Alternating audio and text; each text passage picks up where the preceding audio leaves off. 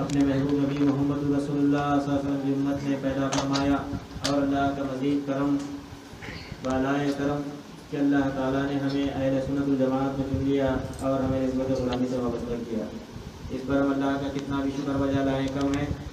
الحمدللہ اللہ تعالیٰ کا قانون ہے لئن شکرتم لأزیدنکم، تم اللہ کی نعمتوں کا شکر ادا کرو، اللہ نعمتوں کو بڑھاتا ہے۔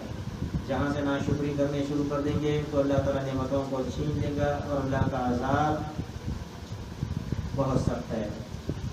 تو الحمدللہ کروڑوں نعمتوں سے اللہ تعالیٰ نوازتے جا رہا ہے، نوازتے آ رہے ہیں، نوازتے جائیں گے انشاءاللہ تعالیٰ یہ حبیب کے سب سے۔ الحمدللہ یہ 11ویں کا مہینہ ہے، جس میں پیران پیر عبدالقادر جیلانی علی اللہ مقامہ کی یاد منائی جاتی ہے۔ آپ کے نام سے 11ویں کا اہتمام کیا جاتا ہے۔ پیران پیر عبدالقادر جیلانی علی اللہ مقامہ حسنی اور حسینی اہل بیت ہیں، شہزادے رسول ہیں۔ آپ کے مختلف کرامتیں ہیں، بے شمار کرامتیں ہیں۔ آپ کی ابتدا کی زندگی اور انتہا کی زندگی اس دنیا پانی کی مجاہدانہ اور عالمانہ معارفانہ انداز میں گزری، رشد و ہدایت میں گزری۔ آپ کے ابتدائی زندگی کے پہلو کئی ایک ہیں، اس میں ایک واقعہ یہ ملتا ہے کہ آپ 16 17 یا 18 برس کی عمر میں آپ بغداد کو جاتے ہیں علم دین سیکھنے کے لیے۔ جانے سے پہلے آپ کی والدہ محترمہ آپ کو 40 دینار آپ کی بغل میں باندھ دیتی ہے اور یہ نصیحت کرتی ہیں کہ بیٹا ہمیشہ سچ بولنا، جھوٹ نہیں بولنا۔ آپ جب راستے میں نکلتے ہیں تو قافلے کو ڈاکوں نے لوٹ لیتا، ڈاکوں نے قافلے پر حملہ کرتے ہیں اور اسے لوٹ لیتے ہیں، اور آپ سے بھی پوچھتے ہیں کہ آپ کے پاس کیا ہے بتاؤ۔ آپ فرماتے ہیں کہ 40 دینار ہے میرے پاس۔ تو وہ ڈاکوں کا سردار بلاتا اور پوچھتا بتاؤ بچے آپ کے پاس کیا ہے؟ 40 دینار ہے آپ فرماتے ہیں۔ تو اس کے بعد جب نکالتے ہیں بغل کے نیچے جو تھیلی میں سیے ہوئے تھے، وہ دیکھنے کے بعد ڈاکوں کا سردار کہتا ہے آپ اگر نہیں کہتے تو یہ بچ جاتے، آپ نے سچ کیوں کہا؟ تو آپ فرماتے ہیں کہ میں اپنی ماں کے حکم پر عمل کیا ہے، ماں جو ہے مجھے کبھی جھوٹ نہیں کہنا کی نصیحت کی تھی، میں اپنے ماں کا دل نہیں دکھانا چاہا۔ اب ایک سچ سے اس ڈاکوں کے سردار پر ایسا گہرا اثر ہوتا ہے کہ وہ توبہ استغفار کرتا ہے۔ وہ کہتا ہے کہ میں برسوں سے اللہ کی نافرمانی کر رہا ہوں، تم ایک ماں کو ناراض نہیں کر سکتے، میں تو اللہ کو ناراض کرتے جا رہا ہوں۔ وہ فوری توبہ استغفار کر کے آپ کے دست حق پرست پر تائب ہوتا ہے اور گناہوں سے توبہ کرتا ہے۔ ساتھ میں اس کے 40 اور ڈاکو بھی تائب ہو جاتے ہیں، توبہ کرتے ہیں۔ حضرت پیران پیر عبدالقادر جیلانی اللہ تعالیٰ کے نام پر تو یہ الحمدللہ بڑا اعزاز ہے۔ اور پھر یہاں ہمارے لیے نصیحت والی بات یہ ہے، جو ڈاکو تھے جن کا کام، جن کا پیشہ لوگوں کو لوٹنا اور اچھے خاندانوں کو اجاڑ بنا دینا، بچھڑا دینا، خط و غارت گیری کرنا، ایسے لوگوں پر جب پیران پیر علیہ رحمہ کی نظر ولایت پڑی تو الحمدللہ وہ ڈاکو نہ صرف تائب ہوئے، توبہ کیے، بلکہ سب کے سب اللہ کے ولی بن گئے۔ جو دشمن تھے، جو انسانیت کے دشمن تھے، ڈاکو، چوری جن کا پیشہ تھا، وہ ایسے پلٹ سکتے ہیں۔ تو جو پیران پیر کو چاہنے والے ہیں، پیران پیر کا نام لینے والے ہیں، اگر وہ پیران پیر سے نسبت حاصل کر کے ان کے ارشادات پر عمل کرتے ہیں تو بتائیں یہ کیا سے کیا نہیں بن سکتے۔ تو الحمدللہ پیران پیر علیہ رحمہ کے بہت سارے واقعات ہیں، اگر بولنے چاہیں بولتے بیٹھیں تو یہ رات بھی بس نہیں ہوتی۔ اللہ تعالیٰ ہمیں پیران پیر سے سچی محبت، ان کی یاد منانے اور ان کی یاد میں کھانا کھلانے کی توفیق دے۔ اور پھر آج یہ جس دور سے ہم آپ گزر رہے ہیں وہ فتن دور ہے، پراشوب دور ہے، دین بیزاری کا دور ہے۔ ہونا تو یہ چاہیے تھا کہ دین بیدار ہونا، کیونکہ موت قریب ہے، اچانک موت کئی سننے میں آ رہی ہے، اور یہ دنیا آزمائش قضا ہے، ہمارے لیے امتحان ہے۔ باوجود اس کے ہم جو ہے اپنے غفلتوں میں، دنیا داری میں، معاملات زندگی میں چھوٹی چھوٹی باتوں میں اختلافات کر کے برسوں تک بات نہیں کر کے ایک دوسرے سے رہتے ہیں، اللہ اپنے کرم سے ایسی بری عادتوں سے، خصلتوں سے ہماری حفاظت کروائے اور ہمیں اس دنیا میں بھیجے جانے کے مقصد کو پورا کرنے کی توفیق عطا فرمائے۔ ہمیں سوچنا چاہیے کہ اللہ تعالیٰ ہمیں کیوں پیدا کیے ہیں، اللہ تعالیٰ کا منشا کیا ہے، پھر ہمیں موت آئے گی، پھر موت کے بعد کی دنیا میں میرے ساتھ کیا بنے گا، خبر میں کیا میں سوال و جواب آسانی سے دے سکوں گا، کیا حشر کے میدان میں میرے نام اعمال سیدھے ہاتھ میں دیے جائیں گے، کیا میں جنت کا مستحق بنوں گا، کیا میں پل صراط سے آسانی سے گزر سکتا ہوں، میرا کردار، میرا گفتار، میری طبیعت، میرے مزاج میرے نفس کے تحت ہے یا اللہ تعالیٰ نے جو ہماری ہدایت کے لیے قرآن کو بھیجا ہے، احادیث نبوی ہدایت کا راستہ ہے، ان کے بتائے طریق پر قانون شریعت جو ہمارے سامنے ہے، اس کے تحت ہماری زندگی ہے، ہمیں دیکھنا ہے، ہمیں اس کا جائزہ لینا ہے۔ پیارے بچوں اور عزیزوں اور میری تمام بہنیں اور میری پردہ نشین ماں بہنیں اور رشتہ دار سبھی سے میں مخاطب ہوں۔ اللہ تعالیٰ ہماری ہدایت کے لیے قرآن کو نازل کیے ہیں اور پیارے نبی صلی اللہ علیہ وسلم کا اسوہ ہمارے لیے راہ ہدایت ہے، رشد و ہدایت کا بہترین ذریعہ قرآن اور حدیث ہے۔ اب اس کو ہم کتنا پڑھ رہے ہیں، اس پر کتنا عمل کر رہے ہیں، کتنا فالو کر رہے ہیں، ہمیں یہ دیکھنا چاہیے اور ہمیں اپنا جائزہ لینا چاہیے۔ اگر اس کے مطابق ہماری زندگی ہو رہی ہے تو اللہ کا شکر ہے، الحمدللہ، نہیں دنیا داری میں پھنسے ہوئے ہیں، معاملات زندگی میں، اور پھر صبح ہو رہی ہے، شام ہو رہی ہے، عمر یوں ہی تمام ہو رہی ہے کہ مزاج ہماری زندگی گزر رہی ہے، تو پھر افسوس ہے۔ آنے والی گھڑیاں، آنے والے اوقات ہمارے لیے کٹھن بنتے جا رہے ہیں، زندگی مختصر ہاتھ سے نکلتی جا رہی ہے۔ بزرگان دین نے مثال فرمائی ہے، دنیاوی زندگی برف کی سیل کی طرح ہے، برف کی سیل دیکھنے میں گھٹتی نہیں، لیکن پہلی نظر جب دیکھیں ہم، پھر ہٹا کر نظر پھر دیکھیں تو پہلی نظر میں جو حجم تھا دوسری نظر میں وہ حجم نہیں رہتا، یعنی وہ گھٹ جاتی ہے، محسوس نہیں ہوتا، نظر نہیں آتا۔ ایسے ہی ہم ہماری عمر کو ضائع کر رہے ہیں، پگھل رہی ہے ہماری زندگی۔ اب تک جتنی عمر ہو چکی ہے وہ زندگی کے اوراق ہم بڑھا دیے ہیں، ہماری کتاب زندگی میں کتنے برس بچ گئے ہیں ہم کو نہیں معلوم۔ پھر آئے کس لیے تھے دنیا میں؟ اللہ تعالیٰ فرماتے ہیں وَمَا خَلَقْتُ الْجِنَّ وَالْإِنسَ إِلَّا لِيَعْبُدُونِ، میں نے انسانوں اور جنوں کو عبادت کے لیے پیدا کیا ہے۔ تو عبادت کے شعبے میں ہم کتنا عمل پیرا ہیں یہ ہمیں جائزہ لینا ہے۔ ہم چھوٹی چھوٹی بات کو ہیلا بنا کر بچہ پیشاب کر دیا، کپڑے خراب ہیں اور جو ہے نا کوئی پوچھنے والے نہیں ہیں، شوہر کو فکر نہیں ہے بیوی کو پوچھیں کہ بھئی آپ نماز پڑھتے ہیں یا نہیں، بیوی کو احساس نہیں ہے، بچوں کو تربیت کریں کہ میرے بچے نماز کے پابند ہے یا نہیں، یا پھر شوہر پڑھتے ہیں یا نہیں۔ اگر ایسی زندگی گزر رہی ہے تو افسوس ہے۔ توبہ استغفار کرنا، پلٹنا۔ اللہ تعالیٰ کی رحمت اتنی بڑی ہے، اتنی بڑی ہے، اے بندے تو زمین و آسمان، حدیث میں آتا ہے، اے بندے تو زمین و آسمان بھر کے بھی گناہ کیا ہو، میری رحمت کو پکارے گا تو میں سارے گناہوں کو معاف کر دوں گا۔ عزیزو اتنے بڑے رحیم و کریم اللہ تعالیٰ ہے، سب گناہ بخشنے والے ہیں، لیکن گناہ کون سے بخشیں گے؟ جن کا تعلق اللہ سے ہے، اور وہ گناہ نہیں بخشے جائیں گے جو معاملات زندگی سے ہے، حقوق اللہ سے ہے، حقوق العباد سے ہے۔ حقوق اللہ معاف ہوں گے، حقوق العباد سے جو گناہ ہوں گے وہ ان سے مل کے معافی مانگنا ہوگا۔ تو خاندان عموماً کیوں ہو رہا ہے؟ چھوٹی چھوٹی باتوں پر اختلاف، انتشار، لڑائی جھگڑے، فتنے فساد، یہ بھی نہیں ہونا چاہیے، کیونکہ اللہ تعالیٰ ہر انسان کے کندھوں پر دو فرشتوں کو رکھ دیا، ہر ایک کی کتاب زندگی وہ لکھ رہے ہیں، ہر ایک کے اعمال لکھ رہے ہیں۔ جو برا کر رہا ہے، جو برا چاہ رہا ہے، جو فتنہ فساد پیدا کر رہا ہے، اس کا وہ خود جواب دے گا۔ ہمارا کام یہ ہے کہ ہم حضور اکرم صلی اللہ علیہ وسلم کے بتائے طریق پر برابر معاملات کو معاشرتی زندگی میں ملا کر میل ملاپ رکھتے ہوئے زندگی گزارنا ہے، اور اس کے ساتھ ساتھ اللہ کی بندگی بھی کرنا ہے۔ اللہ تعالیٰ عبادت کے لیے پیدا کیے ہیں، تو ہم سے نماز ہو رہی ہے، حلال پر عمل ہو رہا ہے، حرام کاری سے بچ رہے ہیں نہیں بچ رہے ہیں، ہمارے بچے کیا پڑھ رہے ہیں، کدھر جا رہے ہیں، یہ جائزہ ہمیں لینے کی ضرورت ہے۔ ابھی بھی جو ہے ابھی بھی ٹائم ہے، وقت ہے اللہ کی طرف پلٹنے کا، اور یہ خیال دل میں نہیں لانا میں اب اتنی زندگی گزار دیا، اتنی زندگی میری گزر گئی، اب میں پلٹ کے کیا کروں؟ پوری زندگی جو ایسی گزر گئی، آدھے سے زیادہ زندگی ہو گئی، اب کون سا اللہ میں سے راضی ہوں گے؟ جو جوانی کی عمر تھی وہ ڈھل گئی، گزر گئی، اب کیا عبادت کروں؟ یہ بھی شیطانی خیال ہے، شیطان دل میں جگہ لے کے وسوسے پیدا کرتا ایسا خیال بھی نہیں لانا ہے، اس لیے کہ یہ شیطانی وسوسہ ہے کہ وہ اللہ سے نا امید کراتا ہے ہم کو۔ اللہ تعالیٰ قرآن میں فرماتے ہیں یا ایھا الذین آمنوا لا تقنطوا من رحمت اللہ، اے ایمان والو میری رحمت سے مایوس مت ہو، میں ہر گناہ بخش دوں گا۔ اللہ تعالیٰ ہر گناہ معاف کرنے والے ہیں۔ جب اللہ تعالیٰ معاف کرنے والے ہیں تو پھر ہم نا امید ہونے کی کیا ضرورت ہے؟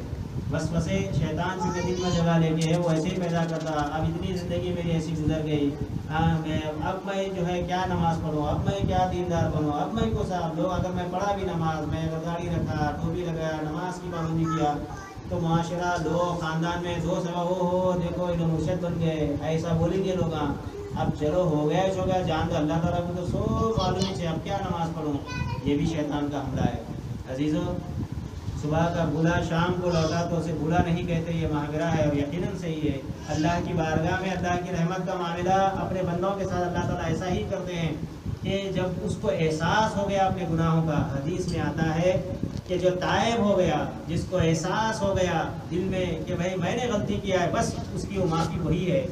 اب جب احساس ہے کہ ہم نے غلطیاں کی ہیں، گناہیں کیے ہیں، جھوٹ بولے ہیں، مکاری فریب دھوکہ دیے ہیں، کیا کیا کیے ہیں، خاندان میں، قبیلے میں، گھر میں، باہر، سوسائٹی میں، ہم جانتے ہیں، اللہ جانتا ہے، لیکن وقت ہے، اللہ تعالیٰ کا قانون ہے، جب تک اسرائیل نہیں آئے توبہ کا دروازہ کھلا ہوا ہے۔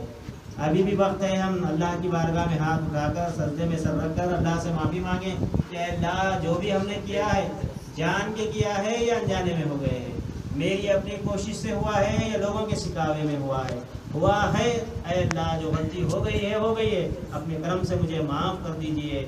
اب یہ دعا جب مانگی کہ اللہ تعالیٰ سے اللہ کی رحمت جوش میں آتی ہے۔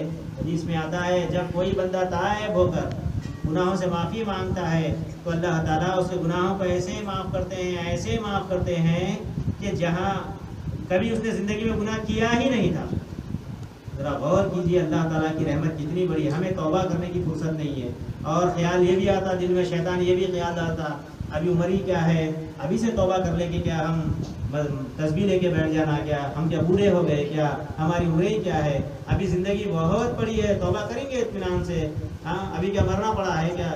یہ شیطان کا یہ بھی ایک کامیاب ترین ہتھیار ہے، وار ہے کہ ابھی زندگی کی امیدیں، لمبی لمبی امیدیں دلاتا ہے، کسی کا کوئی بھروسہ نہیں ہے۔ قرآن میں اللہ تعالیٰ فرماتے ہیں کہ کل من علیہا فان، ہر چیز کو فنا ہے، فنا ہونے والی ہے، کل نفس ذائقۃ الموت بولے ایک جگہ، ہر نفس کو موت کا مزہ چکھنا ہے۔ ایک اور مقام پر اللہ تعالیٰ فرماتے ہیں وَلَن يُؤَخِّرَ اللَّهُ نَفْسًا إِذَا جَاءَ أَجَلُهَا، جب کسی کی موت کا وقت آتا ہے تو ہم اسے مہلت نہیں دیتے، تو ہم کس امید پر ہے کہ میں زندہ رہوں گا، کل کیا ہوگا کوئی نہیں جانتا، کوئی نہیں جانتا۔ آج اچھے ہیں، کل اچانک کوئی مرض دے دے گے، میں بیان کروں اندر اور بات کر رہے تھے، میں کس لیے بات کروں، دیواروں کو سنا رہا ہوں، بچوں کو سنا رہا ہوں، بچے نماز کے پابند ہیں الحمدللہ، میں آپ لوگوں کو سنا رہا ہوں، اندر عورتوں کو سنیے، غور سے سنا میں جو بول رہا ہوں، ہاں کیونکہ عادت رہتی چھوٹی چھوٹی بات کو شیطان کیا کرتا، بیان پہلے تو بیان گھر میں ہوتا نہیں، ٹی وی میں بہت آ رہا، کیوں ٹی وی پہ آتا، فلاں ٹی وی پہ آتا، پیس ٹی وی پہ، پورا اسلامی چاہتا، دیکھتے تم دیکھنے دیتا شیطان، دیتا ہی نہیں دیکھنے، تم کو مصروف رکھتا، دو باتیں سنتے اس کے بعد وہی کہلا کہ دو کھانا لاؤ، بچہ پیشاب کرا، اٹھاؤ بچھاؤ، اسی میں زندگی گزر جا رہی۔ آج گھر میں محفل ہوئی ہے، بڑے سرکار کی یاد منائی جا رہی ہے، ان کا فیضان جاری ہو رہا ہے، ان کا فیضان کیا ہے وہ سنو، وہ بتا رہا ہوں، 11ویں ہوئی ہے، دعوت ہوئی ہے، مبارک ہے الحمدللہ، گھر میں رحمتوں کا نزول ہو رہا ہے۔ اب ان کا فیضان کیا ہے، اب وہ فرماتے ہیں جو بندہ نماز نہیں پڑھتا اس کو مسلمانوں کے قبرستان میں دفن مت کرو، بولے تم جن کی 11ویں کرے ہیں ان کا یہ ارشاد ہے۔ اب ہم جائزہ لے کے دیکھنا، میں کتنا نمازی ہوں، میں نماز کی پابند ہوں نہیں ہوں، اپنا جائزہ لینا، ہاں انشاءاللہ ان کا فیضان لینا۔ ابھی سلام میں سنے پیران پیر اللہ مقاموں کے فیضان کی بات، اور پھر 11ویں کر رہے ہیں آپ، ان کا فیضان ہے کیا، قرآن اور حدیث بولے، آپ شریعت کے مطابق زندگی گزارنا بولے، وہ ہونا ہمارے سے۔ ہاں تو میں جو کہہ رہا تھا وہ یہی ہے، دوسرے ہی پڑھے اللہم صلی علی سیدنا محمد وعلی آل سیدنا محمد وبارک وسلم۔ اللہ تعالیٰ بولنے والے کو بھی سننے والوں کو بھی سب کو ہدایت ہے۔ زندگی مختصر ہے، کب ہاتھ سے چھوٹ جائے گی معلوم نہیں، بہت مختصر ہے زندگی۔ اور دیکھیں آپ، صبح ہو رہی ہے، شام ہو رہی ہے، نوکری کاروبار کالج گھر کا کام پکانا، تھک جا رہی ہوں، ٹائم نہیں مل رہا، یہ باتیں نہیں ہیں آپ کی، گھر میں خواتین کا یہی رونا ہے، صبح اٹھے پکاتے رہو، صبح کا ناشتہ، لنچ پکانا، پھر ڈنر پکانا، ذرا ریسٹ لیں گے بولے تو ٹائم نہیں مل رہا. ایسی مصروف زندگی ہے. وہ دن بھی قریب آ رہا ہے جس دن ہماری زندگی کا آخری دن ہوگا. بتائیں اس وقت اگر اسرائیل آ جائے اور ہم سے سوال کرے بتا تو زندگی کیسے گزارتا تھا؟ میں آیا ہوں تیری روح، تیری سانسوں کو ختم کرنے کے لیے، تیری زندگی کو ختم کرنے کے لیے اللہ نے مجھے بھیجا ہے. اب اچانک ایسا آ جائیں تو کیا ہمارے لب سے کلمہ نکلے گا؟ کیا میں راضی ہوں، چلو مجھے لے لو اس دنیا سے، بولیں گے ہم؟ غور کرنے کی ضرورت ہے. عزیزوں، پیارے بچوں اور بزرگوں اور میری ماں بہنوں، ابھی بھی وقت ہے، توبہ کا دروازہ کھلا ہوا ہے. توبہ استغفار کر کے پلٹنا ہے، ہم کو پابندی کرنا ہی کرنا ہے نماز کی. ایک وقت کی نماز بھی چھوٹ گئی تو ہمارے کو بے چینی ہونا، ہماری نیند نہیں آنا رات کی کہ میں آج ایک نماز چھوٹ گئی. ایسا ہمارا ذہن بن جائے گا تو انشاءاللہ گھر میں رحمتیں، برکتیں اور اللہ تعالیٰ جو ہے ہر ہمارے جائز کاموں کی ایسی تکمیل کریں گے ہم کو پتہ ہی نہیں چلے گا. آج دیکھ رہے ہیں کہ جو ہے الحمدللہ مسلمان ہیں، اللہ پر ایمان ہے، قرآن حدیث پر عمل کرنے والے ہیں، پھر بھی پریشان ہیں، مصیبتوں میں ہیں، بلاؤں میں ہیں، پریشان ہیں. کیوں ہے؟ وجہ کیا ہے اس کی؟ پکڑ میں بٹھائے تو کیا مرشد بن گیا؟ بچہ کھیل رہا، ناچنا ڈسٹرب کر رہا، ویسا بیٹھ کے سن رہا، دیکھتے آ رہا رکھ نظر رکھ، ارے بیٹھ تو مار کھاتا ناٹا کرا تو. ہاں دوسری پڑھیے، اللہم صلی علی سیدنا محمد وعلی آل سیدنا محمد وبارک وسلم. تو الحمدللہ جو بھی میں کہہ رہا ہوں میری بھی اصلاح ہونی ہے، کیونکہ نفس شیطان ہر ایک کے ساتھ لگا ہوا ہے، میرے ساتھ، آپ کے ساتھ، سب کے ساتھ. توبہ کرنے نہیں دیتا ہم کو، اور اللہ تعالیٰ کو بہت پسند ہے توبہ. ہم کیا ہے سیریلوں میں، ساس بہو کے سیریلوں میں کچھ ہو رہا نقصان تو روتے ہم سجدے میں سر رکھ کے رونا سیکھنا. ہاں اے اللہ، میں نے جو زندگی میں غلطیاں کی ہے مجھے معاف کر دیجئے، اب میں نماز کی پابندی کروں گی، میں اپنے شوہر کو نماز پڑھنے لگاؤں گی، میں دیندار بنوں گی، گھر میں درود کی محفل رکھوں گی، جمعہ یا ہر روز عصر سے مغرب تک درود کی دفتر بچھاؤں گی. ایسا عزم لے کے اٹھیں گے انشاءاللہ تو پھر ہماری زندگی دنیا میں آنے کا مقصد پورا ہوگا، اللہ ہم سے راضی ہوگا، گھر میں آفتیں نہیں آئیں گی، بلائیں نہیں آئیں گی، رحمتوں کا نزول ہوگا، بیماریاں، دواخانوں کی چکریں سب کچھ بند ہو جائیں گی. ورنہ دیکھ نہیں رہے ہیں ہم مسلمان ہیں، اللہ پر ایمان ہے، سب کچھ ہے، اس کے باوجود کچھ نہ کچھ چیزوں میں پھنسے جا رہے ہیں. ہماری کمائی دواخانوں کو نہیں جانا چاہیے، جا رہی ہے. کیوں جا رہی ہے؟ ہم اللہ کے در کو چھوڑ دیے، اللہ کے پیغام کو چھوڑ دیے، حضور کی سنتوں کو چھوڑ دیے. اگر اس کو مضبوط پکڑ لیں گے تو انشاءاللہ تعالی مسلمان کا پیسہ رائے گا نہیں جاتا. یہ عزم ہونا ہے، عزم کرو، آج عزم کرو انشاءاللہ تعالی کہ میں آج کے بعد اللہ کی نافرمانی نہیں کروں گا انشاءاللہ تعالی. اور یہ خیال نہیں آنے دینا کہ میں ابھی بتایا کہ ابھی اتنی عمر ہو گئی، اب میں کیا کروں. آپ کیا سمجھیں گے؟ لوگوں کو کیا بولیں گے؟ دیکھو مرشد، دیکھو بڑے نمازی بنے، دیکھو بڑے جو ہے دیندار بن گئے، دیکھو لوگ 100,000 چوہے کھا کے بلی حج کو نکلی. دیکھو ایسے باتیں بولتے بول کے، لوگوں کی باتیں سن کے اپن جو ہے اور برباد نہیں ہونا. لوگ چاہے لاکھ بولو، تاریخ اسلام اٹھا کے دیکھو. عمر رضی اللہ تعالیٰ عنہ تلوار لے کے آئے حضور کے پاس، کیا کس غرض سے آئے؟ نعوذ باللہ حضور صلی اللہ علیہ وسلم کا سر مبارک نکال دوں گا. مگر جب جو ہی آئے انہوں سرکار کے پاس، اس کے بعد حضور اکرم صلی اللہ علیہ وسلم کی نظر جب پڑی ان پر، نورانی نظر، تو ان کے قلب سے کفر ہٹ گیا، ایمان آ گیا. دشمن بن کے آئے تھے، غلام بن گئے. اس کے بعد تا حیات سرکار کے جو ہے نا وزیر بن کے رہے. سرکار فرماتے ہیں میرے 2 وزیر آسمانوں میں ہیں، 2 وزیر زمین پہ. زمین پہ 2 وزیر کون ہے یا رسول اللہ؟ سرکار فرماتے ہیں ایک حضرت ابوبکر، دوسرے حضرت عمر. آئے تھے سر لینے کے لیے، بن گئے سرکار کے غلام، وزیر بن گئے. اس وقت تک کیا تھی ان کی زندگی؟ فسق و فجور تھی. لیکن جو ہی سرکار کی صحبت میں بدل گئی تو دل کی دنیا. ایسے ہی اللہ تعالیٰ جب بھی آپ کو ہدایت دیا، دل میں خیال آیا کہ بھئی اب بس بہت ہو گیا، بہت جو ہے نا اللہ کی نافرمانی کر لیے، بہت منکرات میں زندگی گزار لیے، اب اللہ کی مرضیات میں گزاریں گے، اب انشاءاللہ اللہ کے در کی طرف پلٹیں گے. قاعدہ حدیث میں آتا ہے جب کوئی بندہ اللہ کی طرف ایک بالش آتا ہے تو اللہ تعالیٰ اس کی طرف 2 بالش آتے ہیں. کوئی جو ہے 1 قدم آتا ہے تو 10 قدم آتے ہیں. کوئی دوڑ کے چل کر آتا ہے تو اللہ تعالیٰ اسے دوڑ کر لیتے ہیں. ہم پلٹتے نہیں نا حق کی طرف، ہمیں پلٹنے کی ضرورت ہے اللہ تعالیٰ کی طرف. دیکھیں اللہ کی رحمت کیسے جوش میں آتی ہے. تو میں جو کہہ رہا ہوں اللہ مجھے اور آپ کو دونوں کو عمل کرنے کی توفیق دے. سب سے پہلی اہم بات توبہ استغفار، معافی مانگنا. ہم پہلے سجدے میں سر رکھ کر گر گیا نا، کیونکہ یہاں چھوٹی چھوٹی باتوں میں اختلافات رکھ لیں کہ انہیں ایسا بولی، انہیں ایسا کرے، انہوں ایسا ہے، انہیں ایسا ہے. چھانچ بیگن چھوڑ دو، جو تمہارا نقصان کر رہے ہیں ان کو خود احساس ہوگا تم کسی کا نقصان مت کرو. ہمارا یہ سوچ ہونا, مسلمان کسی کا نقصان نہیں پہنچاتا, میں بندے مومن ہوں, میں کسی کا نقصان نہیں پہنچاؤں گا, میں اللہ کے حبیب کے بتائے طریق پر چلوں گا. ہمارے پیارے نبی کے ہم عشق کے دعوے لگاتے ہیں, اہل سنت والجماعت کے ہیں, محبت کے دعوے کرتے ہیں, سلام پڑھتے ہیں, درود پڑھتے ہیں سرکار پر. سرکار کا ارشاد کیا ہے, سرکار کا کردار کیا ہے؟ سرکار کے راستے میں جو کچرا ڈالا کرتے تھے وہ اگر سرکار کے پاس ایک دن کچرا نہیں ڈالے تو وہ خود جا کے سرکار کی مزاج پوشی کرے. جو حضور کو نقصان کرتے تھے, گالی گلوچ کرتے تھے, پتھر برساتے تھے, سرکار ان کی خدمت کرتے تھے. یہ جذبہ ہمارے اندر آنا, اختلافات چھوٹی چھوٹی باتوں میں لڑ لیتے رہنا, منہ ہپ کر کے رہنا, یہ چھوڑ دو. یہ آج بھی ہم وہی خیالات میں ہیں. انہوں ایسا بولے تھے, انہوں ایسا بولے, فلاں نے ایسا کرے تھے, انہیں ایسا کرنے سے ویسا ہوا تھا, انہیں یہ بولی تھی, انہیں وہ کری تھی. اگر اسی میں پھنسے ہوئے ہیں تو میری بات غور سے سنیے.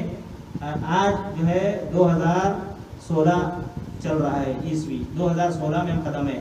یہ خیالات اور ایسے اختلافات کب کے ہیں؟ 1947 سے بھی پہلے کے. وہی خیالات میں بھی پھنسے ہوئے ہیں. یہ نہیں دیکھ رہے ہیں کہ کل کے دن میں مروں گا یا مروں گی تو میرے ساتھ کیا معاملہ ہونے والا ہے. آئے کس لیے اس دنیا میں, کیوں بھیجے اللہ تعالیٰ, اس طرف توجہ نہیں ہے. قرآن پڑھ رہے ہیں, روز پڑھ رہے ہیں, کئی کو پڑھ رہے ہیں, برکتیں ہونا, گھر میں رحمتیں ہونا, چلو یہ بھی اچھا ہے. لیکن قرآن میں کیا ہو رہے ہیں اللہ تعالیٰ؟ لڑائیاں, جھگڑے, فتنے, فسادات, تفسدوا فی الارض بولے, زمین پر فساد میں پھیلاؤ بولے. اور پھر اللہ تعالیٰ احکامات دے رہے ہیں, نماز قائم کرو, حلال پر عمل کرو, حرام سے بچو, جھوٹ مت بولو, غیبت مت کرو, فتنے فساد مت کرو.